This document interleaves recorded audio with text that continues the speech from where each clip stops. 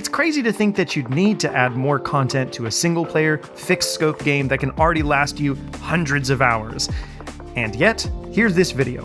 There's a good chance that in the future we'll get an announcement that there's more content coming to Tears of the Kingdom at an additional cost, so DLC.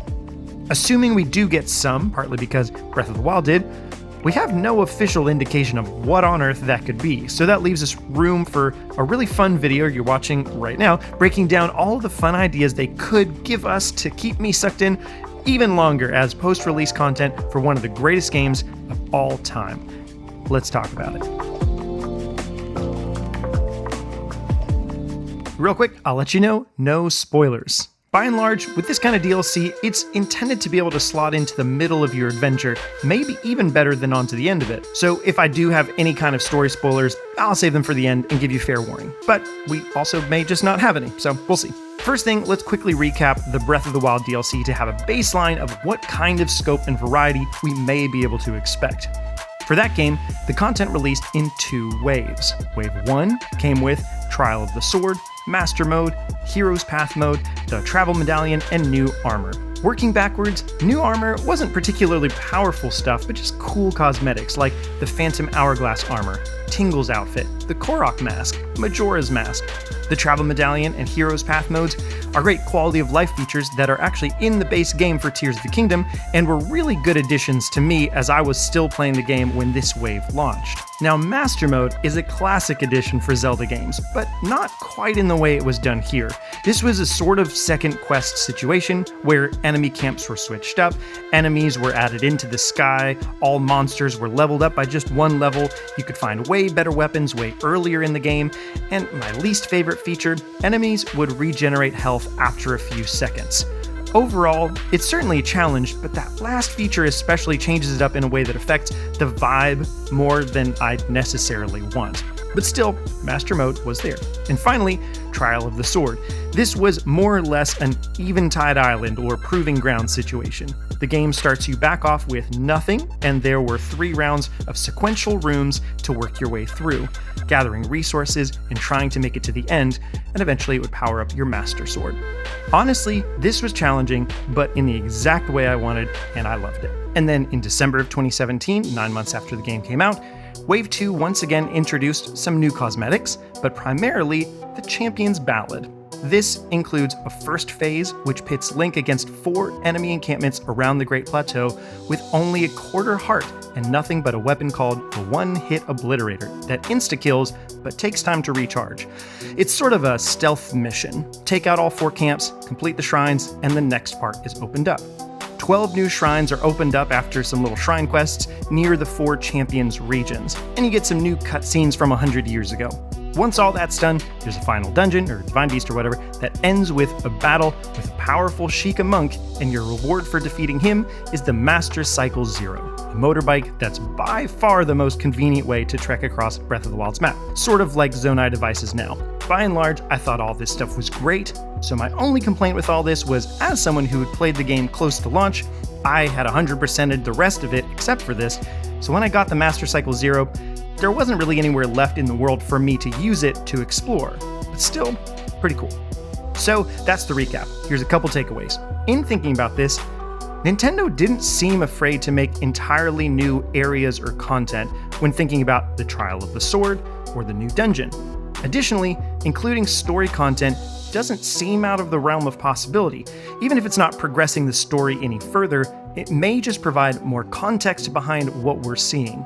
And they're not afraid to change how we interface with the world and exploration, with the Master Cycle Zero, the Travel Medallion, and even the Hero's Path mode included. But also, some of this content seems to have been in place of what they really wanted to do, which is what became the new game, Tears of the Kingdom. So I wouldn't be surprised if DLC could be even more ambitious than this.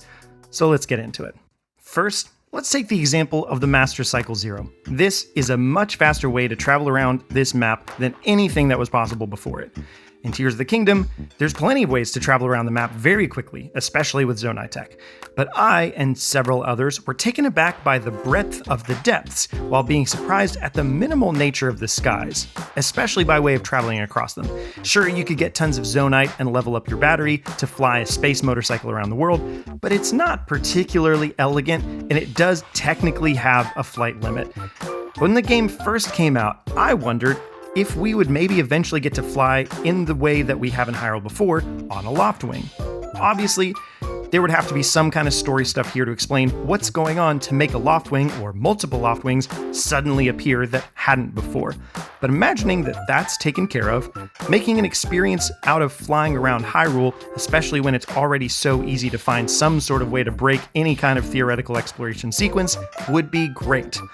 And I would want this to be gamey again, not just point it in a direction and let the bird fly, but have to do a little bit of the kind of minigame from Skyward Sword where you dive down to fly up higher, like Mario's Cape in Super Mario World. Maybe there are even multiple Loftwings, and you can catch some to bring them to sky stables, like horses are on land. And an underground creature could even be introduced in some way too, whether allowing to board a stall horse underground or an entirely new creature, like Dimitri, the rideable Dodongo from Oracle of Seasons. None of this is necessary, but it would certainly enrich the experience. Of course, there would have to be a reason that the Loftwings return, and I think that story quest would be perfect to be kicked off by none other than the legend bird himself, Kass. He was a huge character in Breath of the Wild, and we've not seen him at all, at least as far as I know. Where did he go? I would love to see him return with legends or puzzles that you have to solve and receive the reward for finding their secret. In theory, a series of small quests that leads to the hatching of Loftwings would be an awesome moment. It doesn't have to be any of that, I just want to see Kass again and know what he's up to. Speaking of returning things, let's get one of the obvious ones out of the way, Master Mode. Or something like it. I do think that based off of precedents, we're liable to be given a new way to play the same game, like a second quest, or Master Mode, or Hard Mode, or whatever. The most likely way that this would show up is roughly a copy-paste of Breath of the Wild's. All enemies level up, especially since there's no gold enemies in the base game, and because of that, there are already stronger weapons earlier, since you can fuse strong weapons from the jump, and gold enemy weapons would be insane. But I'd really like for this mode not to have the regenerating health. Instead, a way to make it harder would be to make small tweaks to enemy AI to make them more unpredictable. Give them each one more move, and make them have a chance to cancel out one of their easier moves to Flurry Rush, so you dodge only for them to swing after the fact. The regenerating health, to me, felt more tedious, but I'd love a Master Mode to feel more scary and more exhilarating. But also, this mode probably really isn't for me anyway, so no big deal. When you're all done massacring gold Lynels, maybe you'd want to retire to your dream home just outside of Terrytown. Well, I really hope that the DLC lets you do this, but with much, much more flair. As it stands, after a small side quest in Terrytown, you're given said small plot of land and can build a dream house on it. In theory, this is great because you can display some of your favorite swords and bows and have a bed and cooking pot and display one of your favorite pictures. It's cool stuff, but the feature has lots of room for improvement. There are a maximum of 15 rooms, which sounds like a lot, but doesn't really feel like it, and barely a way to truly customize everything. I'd love the option for roofs, to change the color of various walls, to add windows, and to do some landscaping. Basically, if we can include the features that the other houses in Terrytown already have, that would be an awesome, albeit small, quality of life inclusion in a DLC pack. But now, let's tackle a meaty one before bringing up another lighthearted one or two. Let us play as Zelda. I don't know the ending of this game, so I can't spoil it, although I know some stuff, but please don't spoil anything in the comments for me, or more realistically for other wonderful folks also leaving comments. So let's just talk about this, assuming nothing whatsoever about the existing game. Zelda is in a different location than Link throughout this game, and I'm sure you know that there are memories that show some story stuff that's related to Link's journey, but not directly interacting with it. Man, it's hard to talk around this stuff, so I'll cut to the chase. It would be super ambitious, but what if we could play as Zelda? I'm gonna bring back up the Breath of the Wild DLC really quick. The story DLC gave us more insight into and cutscenes for the 4 champions, which was neat. but we also know that initially the DLC was meant to be the kind of stuff that ended up as Tears of the Kingdom, meaning I think it could have been more ambitious than what it ended up being, seeing as they moved on to Tears of the Kingdom.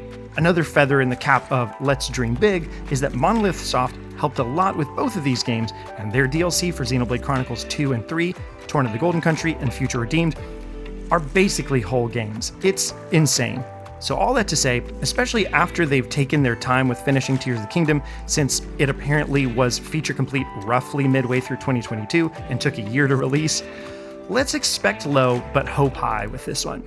Okay, so I'm gonna have to spoil the first hour of the game to explain the general gist of Zelda's whereabouts in this game. So skip to the next timestamp if you don't even want to know that. But if you haven't even played that far, what are you doing watching this video? Go buy the game, it's so good.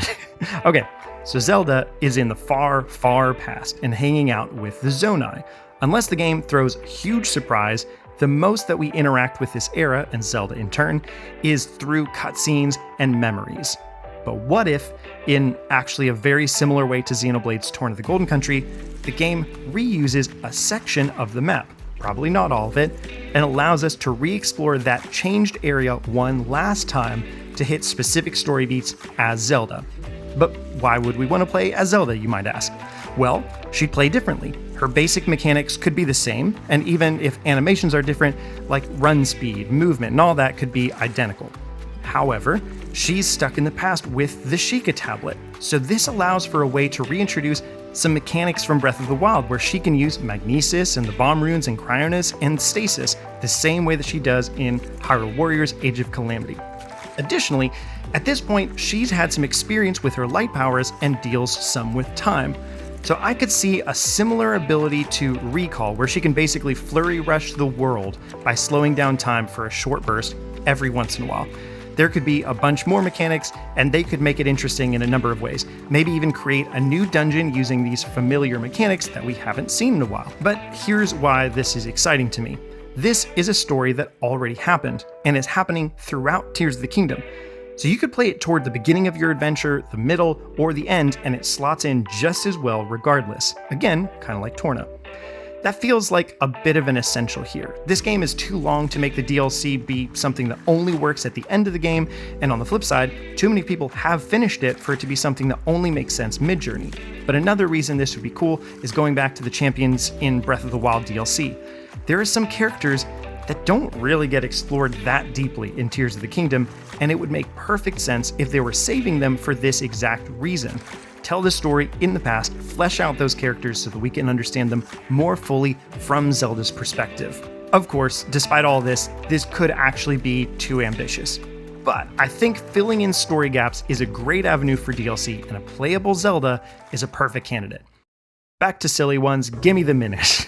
I don't know how this would work exactly. It was explored in the development to Breath of the Wild, but I would love this to come to fruition. I recently made a video about how Pikmin is great because you're tiny in a big world, and this could make for some awesome additional content. Maybe this is this game's Trial of the Sword kind of thing. It could be much easier if the Minish weren't added to the world, but you were whisked away into theirs, gameplay-wise. So you'd come upon an island or something that's surprisingly small, with one tiny opening into a moderately sized cave, and by whatever way the game wants, you get a loading screen like for a shrine, wind up in this cave, but real little, and everything in the cave is now really big. It's silly, but I want it. And the last idea is almost definitely not going to happen, but whereas I adore the fuse mechanic, I also just really enjoy finding a super awesome, cool sword that's just cool by its own metrics. Like the flaming great swords are just really cool. I'm a nerd. So in the DLC, I'd love them to introduce just a few more base weapons, and I guess a few new horns that they know make awesome new weapons. Again, I'm a nerd, and every time we went into the city when I was 8, I stared in the window of the sword shop, and I just wanted to touch any of them. True story, I don't know if that shop still exists, but what a time. So yeah, there's my ideas. A couple of honorable mentions that I didn't get to were the champions' abilities from Breath of the Wild coming back, because they kind of can work without additional buttons. And Revali's Gale is so good. Also, just like Sheikah Tech, we don't know where it went exactly, but it would be super cool if that could reappear in the DLC in some way. And then kind of generic suggestion, but another dungeon. I assume that probably takes shape in whatever the story content is, so probably that will happen if we get DLC at all. But that's what I think. What do you think? Which of these ideas are you most excited about for potential Tears of the Kingdom DLC? Do you even think we'll get DLC for this game? Let me know all that and more in the comments down below, and like the video and subscribe if you enjoy this. Also, we've got a Patreon. We recently stopped doing a weekly podcast so that we could make more videos, but we still have a monthly Patreon podcast, and we'll be doing a bunch of other cool stuff and would love for you to check that out. Also, if you're on there, we'll be using Patreon to help decide which potential various topics we'll be doing for videos in the future, so you can hear those, give us your thoughts on which ones most interest you, and most of all, helps us make sure that we can keep this channel running, which is super fun. Also, do you have a friend that likes Tears of the Kingdom? Feel free to share this video with them if so, and check out this other one from AJ about what makes this game the best sequel ever made. All right, see you next time. Peace and blessings.